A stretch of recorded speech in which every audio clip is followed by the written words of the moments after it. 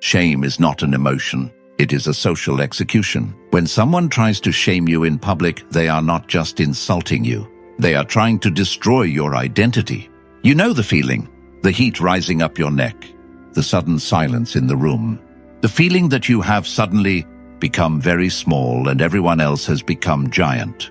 Your instinct screams at you to defend yourself, to explain, to fight back, or worse, to apologize. But here is the brutal truth that most people will never understand. The moment you react, you die. The moment you try to prove you aren't what they say you are, you have already accepted their frame. You are dancing to their music.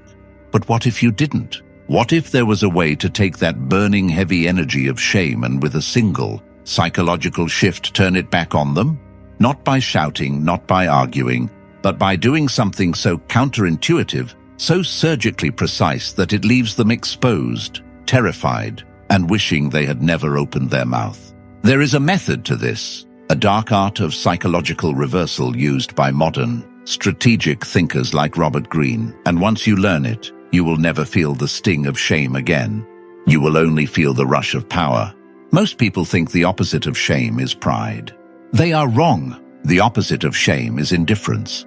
But getting to true indifference, the kind that freezes a room, requires you to kill a part of yourself that craves validation. In the next 30 minutes, we are going to perform surgery on your social instincts. I am going to show you how to dismantle an attacker, not with insults, but with presence. We will look at the grey rock inversion, the mirror of silence, and the dead star technique. By the end of this video, you won't just know how to handle disrespect. You will crave it because you will see it for what it really is, an opportunity to display dominance. But be warned, this knowledge is not for the kind-hearted. It is for the strategic. Once you see the strings, you can never go back to being a puppet. Phase 1, the anatomy of the kill. You need to understand what is happening to you biologically before you can control it socially. When someone shames you, why are you wearing that? Did you really just say that? Everyone here knows you're lying. Your amygdala hijacks your brain. It perceives a threat to your survival. In older human social structures, shame meant exile, and exile meant death. So your body prepares to fight or flee. This is where you lose, because in the modern social hierarchy, the person who is reacting is the person who is losing. The shamer knows this. They are banking on your biology. They want you to get angry. They want you to stutter. They want you to look at the flaw. They are the director of a play, and they have just cast you as the fool. If you follow your instinct, you play the role perfectly. The strategic mind, described by Robert Greene, does not follow instinct. It overrides it. The first step to destroying a shamer is to realize that their attack has nothing to do with you. Nothing. Shame is a projection. People only shame others when they feel a threat to their own hierarchy. A happy, powerful person does not need to make others feel small. Only a desperate person does. When they attack you, they are confessing their own insecurity.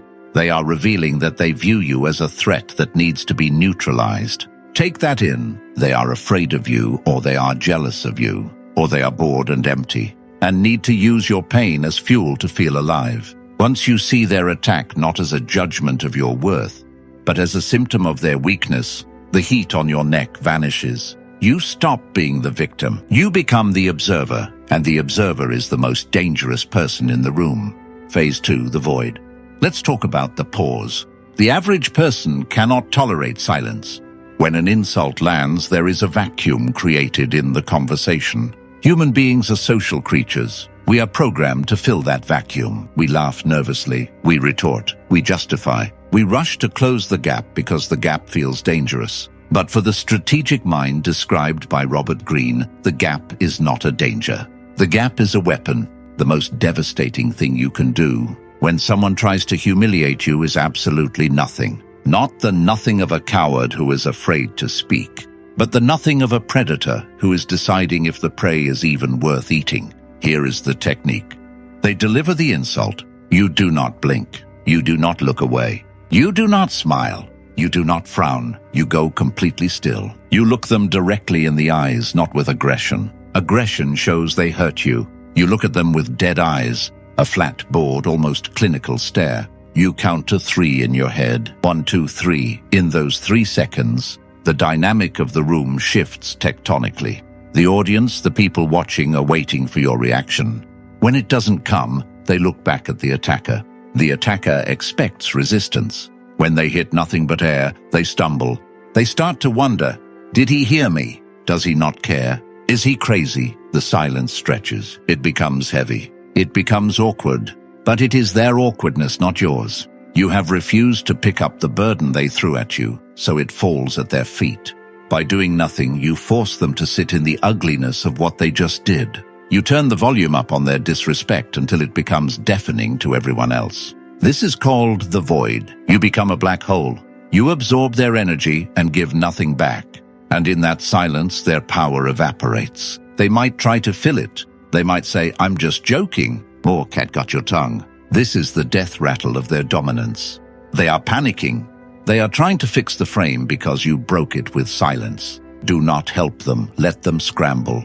Phase 3, psychological judo. Once you have held the silence long enough to make them uncomfortable, you speak, but you do not defend. Defense is an admission of guilt. If I say you are a thief and you scream, I am not a thief, you have just associated yourself with thievery in the minds of the audience. You are debating your innocence. Kings do not debate their innocence with peasants. Instead, you use psychological judo. You take the energy they threw at you and you pull it further until they fall over. You treat their insult not as a fact, but as a behavior. You analyze them. You treat them like a patient in a mental asylum who just had an outburst.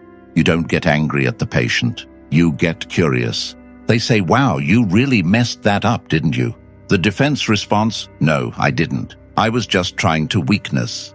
The strategic response inspired by Robert Greene.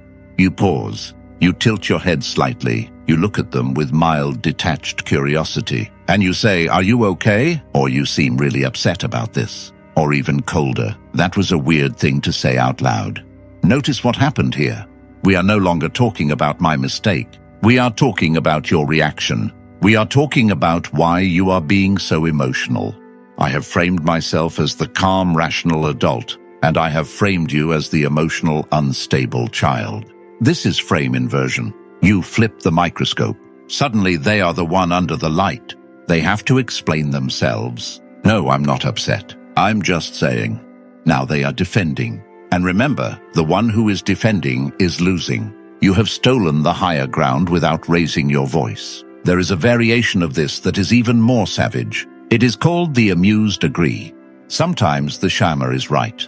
Maybe you did make a mistake. Maybe you do have a flaw. They are counting on you to be ashamed of it. So you deprive them of that satisfaction. You own it, but you own it with arrogance. They say, you're so arrogant. You smile, look them in the eye and say, I know. It's my best quality. They say, you have no idea what you're doing. You laugh softly and say, I never do. But it always works out, doesn't it? This is the agree and amplify technique. You take the bullets they shoot at you and you eat them. When you agree with an insult, you disarm it. You take the weapon out of their hands. Yes, I am weird. Yes, I am loud. Yes, I am late. So what? When you are not ashamed of yourself, no one can shame you. You become Teflon. The mud slides right off and the person throwing the mud ends up with dirty hands. Phase 4, the audience. Shame is a performance. The attacker doesn't care about you. They care about the crowd. They want the crowd to laugh. They want the crowd to agree that you are the lowest rung on the ladder. Most people try to win over the attacker. They try to make the attacker stop. This is a waste of time. The attacker is your enemy. You need to win the crowd. But you don't win the crowd by pleading for their sympathy. People despise victims. It's a harsh evolutionary truth. When we see someone weak, our reptile brain wants to distance ourselves from them so we don't catch their weakness. But people worship strength. People worship control. When you remain calm while someone is berating you, the crowd instinctively shifts to your side. Not because they like you, but because you look like the leader. You look stable. The attacker looks volatile. You can use the crowd to destroy the attacker. This brings us to the triangulation stare. They insult you. You don't look at them immediately. You look at someone else in the group. You make brief eye contact with a third party and you give a tiny, subtle smirk. A look that says, "Can you believe this guy?" You share a secret joke with the audience at the attacker's expense. You ostracize the attacker. You make them the outsider. By bonding with the crowd through non-verbal communication, you isolate the shamer. Suddenly, they are not the ringleader. They are the court jester dancing for attention, and nobody is clapping. This is subtle. It requires nuance. If you do it too much, you look petty. But if you do it right, just a glance, a raised eyebrow to the person next to you, it destroys the attacker's social capital instantly. You have signaled to the tribe, he is not one of us. He is trying too hard. And in the laws of power, trying too hard is the ultimate sin. The person with the most power is the person who is trying the least. So slow down. Your movements should be languid. Your voice should be deep and slow. Your breathing should be rhythmic. You are the rock in the storm. Let them be the wind. The wind screams and howls and eventually tires itself out. The rock remains. Phase 5, the nuclear option. Sometimes the best way to destroy someone is to turn them into a ghost. There are people who thrive on negative attention. If you fight them, they win. If you play psychological judo, they enjoy the game. They are energy vampires. They want a reaction, any reaction. For these people, you use the nuclear option. You delete them from reality. They speak, and you continue. What you were doing as if a breeze just blew through the window. You don't look at them. You don't pause. You don't flinch. You turn your back to them and speak to someone else. If they are standing right in front of you, you look through them at something behind their head. This is not the silent treatment. The silent treatment is an emotional reaction. It says, "I am hurt, so I am not talking to you." This is active non-existence. It says, "You are so beneath my notice that my brain does not even register you as a biological entity." This triggers a deep primal panic in the attacker. Being ignored is biologically more painful than being attacked. Attack acknowledges existence. Indifference denies it. They will escalate. They will get louder. They will say more hurtful things. Let them. The louder they get while you remain oblivious, the crazier they look. They will burn themselves alive in the fire of their own desperation. And you? You are just sipping your coffee, discussing the weather completely unbothered. This is the ultimate dominance. It is the dominance of the mountain over the ant. The ant can bite the mountain all day. The mountain does not care. But to do this, you must truly believe in your own value. You must believe that their opinion is as irrelevant as the buzzing of a fly. Phase 6, the internal fortress. Techniques are useless if your soul is fragile. You can learn the stare, the pauses, the witty comebacks, but if you are trembling inside, they will smell it. Micro-expressions never lie. To truly destroy anyone who shames you, you must destroy the part of you that feels shame. You must build an internal fortress. Why does shame hurt? Because you have given them the keys to your self-worth. You're letting an outsider, someone who doesn't know your history, your struggles, your potential, audit your value. Why? Why do you trust their judgment more than your own? Robert Greene speaks about power not as morality, but as control, perception, and capability. A person with real power relies on himself. He knows what he is. If you know you are strong and someone calls you weak, it is not painful. It is funny. It is like someone calling a lion a mouse. The lion does not get offended. The lion knows it is a lion. You need to reach a point of self-knowledge that is so concrete, so solidified that external inputs bounce off. This requires shadow work. You must face the things you are ashamed of. Are you ashamed of your past, your body, your bank account, your loneliness? Bring it into the light. Look at it, accept it. Yes, I failed.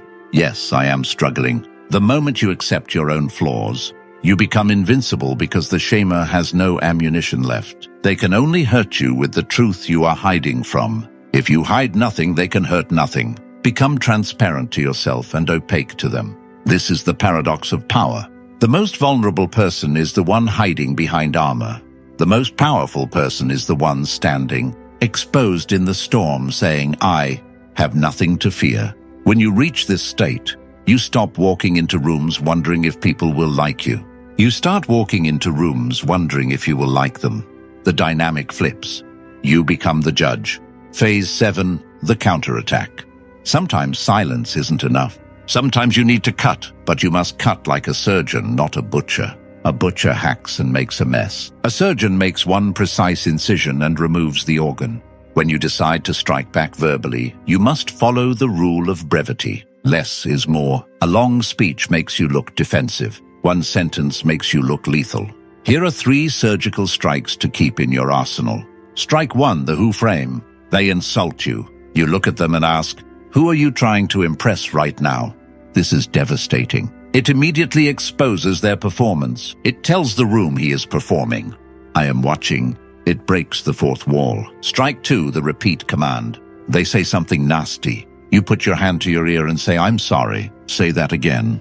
I didn't catch that. Make them repeat the insult. Insults are like jokes. They only work the first time. When you force someone to repeat an insult, it loses its rhythm. It sounds rehearsed. It sounds petty. And usually they won't say it again. They will crumble. They will say, never mind. You have forced them to retreat. Strike 3, the validation trap. They attack you. You smile compassionately and say, I know things are hard for you right now. You don't have to take it out on me. You act like a therapist. You frame their attack as a cry for help. You pity them, and there is nothing more humiliating to a narcissist than being pitied. They want to be feared. When you pity them, you place yourself above them. You are the adult comforting the tantrum-throwing child. It drives them insane, but they can't fight it because you are being nice. If they get angry, they prove your point that they are unstable. You have trapped them in a double bind. Heads, you win. Tails, they lose. Phase 8, the aftermath. How you end the interaction is just as important as how you handle it. Do not linger. Once you have deployed the silence, the stare, or the surgical strike, leave or turn your attention completely to someone else. Robert Greene emphasizes that power is about control and access. When you withdraw your attention, you are withdrawing the greatest resource in the room. You punish them with your absence. Let them sit with the wreckage. Do not check to see if they are looking at you. Do not look for validation from the crowd. Just move on. Show them that the interaction meant so little to you that it has already been deleted from your mind. You are on to the next thing. This is the ultimate insult, to be forgettable. Make them forgettable. Phase 9, the philosophy of the shadow. Why are we talking about this? Is it just to win arguments? No, it is because the world is becoming sharper, colder, and more vicious. We live in a digital coliseum where everyone is judging everyone. Cancel culture, online shaming, social status games. It is a war zone. If you do not have these defenses, you will be eaten. You will shrink. You will become afraid to speak your truth. You will become a gray conformist ghost, terrified of stepping out of line. Learning these dark psychological tactics is not about becoming evil. It is about protecting your light. It is about building a perimeter around your mind so that the toxic waste of other people's insecurities cannot touch you. When you know you can handle shame, you become fearless. You take risks. You speak up. You lead. You walk differently. You stop asking for permission to exist. Shame is a cage. These techniques are the key. But remember, with great power comes the temptation to abuse it. Do not become the shamer. Do not use these tools to destroy the weak. That is cowardly. Use them to destroy the destroyers. Use them to protect the innocent. Use them to hold your ground when the world tries to move you. Be the force that keeps the chaos in check. That is the outlier way. You now possess the tools, the silence, the stare, the judo, the void. You have the blueprint to dismantle anyone who tries to lower your status. But knowing the path is not walking the path. The next time you feel that heat rising in your neck, the next time someone tries to make you small, do not panic, smile. Because you have been waiting for this. You are no longer the prey. You are the trap. Let them step in and watch what happens when they realize they are locked in with you, not the other way around. Most people will watch this and nod and then go back to being a victim tomorrow. They are addicted to their own weakness. But you are still here. You are listening to the silence between these words. That tells me you are ready for something deeper. This was just the defense. But what about the offense? What about the art of influence? How do you not just stop people from hurting you, but make them desperately want to follow you? That is a darker, deeper rabbit hole, and we are going to go down it soon. If you are tired of the blue pill advice that tells you to just be nice and forgive everyone, if you are ready to understand the raw, unfiltered dynamics of human power, then you are in the right place. Subscribe, turn on the bell,